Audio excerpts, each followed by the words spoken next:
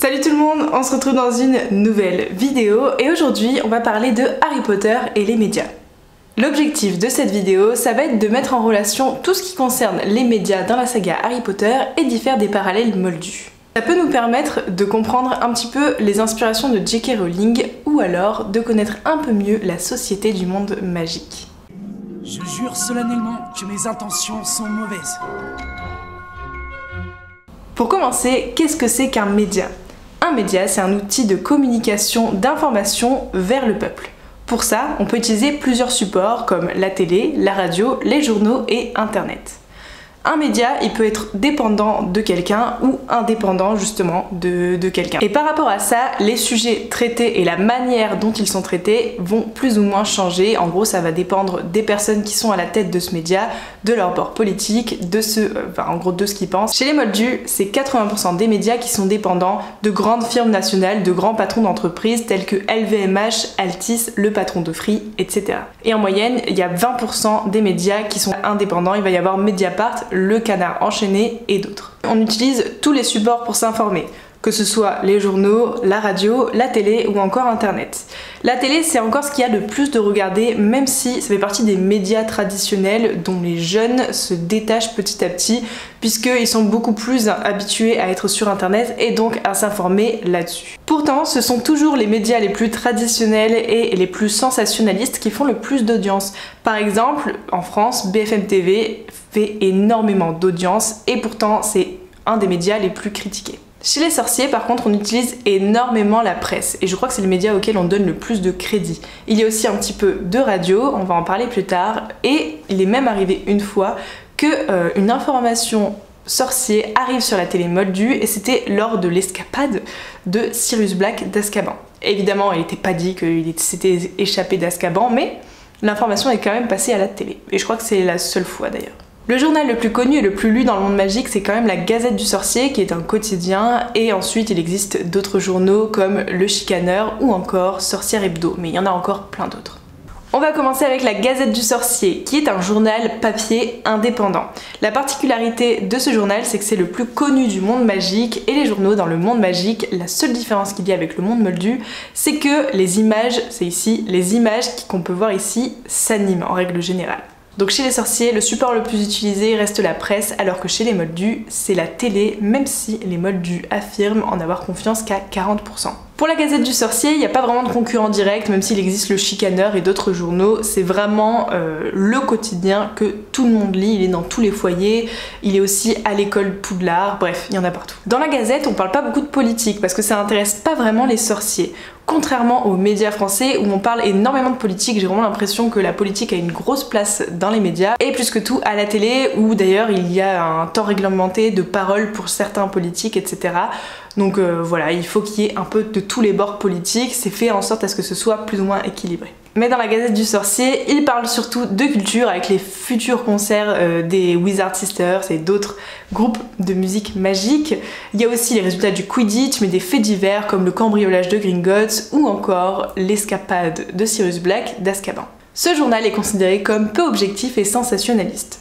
Chez nous aussi, il y a ce genre de médias, je pense par exemple à Touche pas à mon poste et à BFM dont on parlait tout à l'heure, par exemple. Et si c'est un journal considéré comme sensationnaliste, c'est tout simplement parce que la journaliste phare de ce journal, c'est Rita Skeeter. Une journaliste connue pour sa plume qui écrit que ce qui l'arrange. On l'appelle d'ailleurs la plume à papote. Elle a le pouvoir de prendre des notes exagérées de ce qu'elle entend. En parallèle avec notre monde moldu, je peux pas m'empêcher de penser à l'émission de Hardisson avec les youtubeurs. Voilà, il exagère exactement tout quand on parle de salaire, il n'hésite pas à traiter certains youtubeurs de branleurs, etc. En gros, pour moi, c'est un peu le même délire. Rita, elle est aussi auteure de biographies comme Vie et secrets d'Albus Dumbledore ou encore Armando Dippé, maître ou crétin. En bref, la reine du putaclic. Elle est aussi journaliste pour Sorcière Hebdo, qui est un magazine people dans lequel il y a ce genre de titres: La blessure secrète d'Harry Potter le mal-aimé, Harry Potter perturbé et dangereux. Il y a aussi un article sur un éventuel amour entre Hermione et Harry qui est basé sur une photo sortie complètement de son contexte, et ceci, c'est une fake news. Les fake news dans notre monde moldu, on en connaît aussi pas mal dans la presse people ou encore dans certains sites d'information en ligne. Rita n'hésite pas à exagérer sur le compte de Harry. Dès qu'il y a des articles par rapport à lui, elle exagère encore plus parce que c'est quelqu'un d'extrêmement populaire dans le monde des sorciers et qu'il fait de l'audience.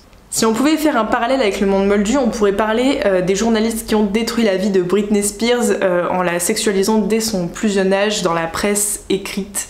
Voilà, parce que c'était aussi quelqu'un de très populaire et qu'elle faisait énormément d'audience, donc voilà le parallèle le plus parlant que j'aurais trouvé.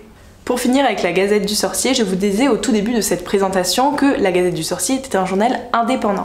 Oui, mais le ministère n'a pas hésité parfois à censurer ce journal, comme quand Harry a vu le retour de Voldemort. Ce jour-là, le ministère a interpellé la Gazette pour contrer cette information et désinformer la réalité, quitte à faire passer Dumbledore et Harry pour des fous et des menteurs à des fins politiques et par peur tout simplement. Ce qui a eu pour effet de renverser l'opinion publique, donc tout le monde était contre Harry et Dumbledore, plus personne ne les croyait, sauf Xenophilius Lovegood, l'auteur du journal Le Chicaneur, qui prendra leur défense dans un article. Alors pour ça, dans notre monde moldu, il y a un parallèle qu'on peut faire avec l'affaire Dreyfus. Cette fois-ci, je vais beaucoup plus lire parce que c'est une affaire que je ne maîtrise pas, donc si vous la connaissez, tant mieux, si vous la connaissez pas, je vous invite à vous renseigner encore plus, il y a toutes mes sources en barre d'infos. L'affaire Dreyfus, c'est une erreur judiciaire du 19e siècle. En fait, ce qui s'est passé, c'est que Monsieur Dreyfus, il a été accusé par l'armée française d'avoir fait fuiter un document militaire confidentiel. Sauf que c'était pas lui, en fait c'était pas le coupable, mais des preuves ont été fabriquées, cette affaire elle était scandaleuse, il y a des détournements d'enquête mais énormes, des multiples mensonges, et en gros ça a permis à l'armée française de l'envoyer au bagne, de l'enfermer, de l'exiler sur une petite île toute seule où vraiment il a subi les pires sévices. Monsieur Dreyfus, il avait la particularité d'être juif et à cette époque-là, on était en pleine montée de l'antisémitisme en France. Du coup, la presse antisémite de l'époque, elle en a profité pour faire une grande propagande anti-Dreyfusard à ce moment-là, et presque toute l'opinion publique était persuadée de la culpabilité de Dreyfus. Pendant ce temps-là, je le rappelle, Dreyfus, il est en train de vivre un enfer sur son île, il attrape des maladies tropicales, il est vraiment pas au top, et il y a son frère qui continue de se battre.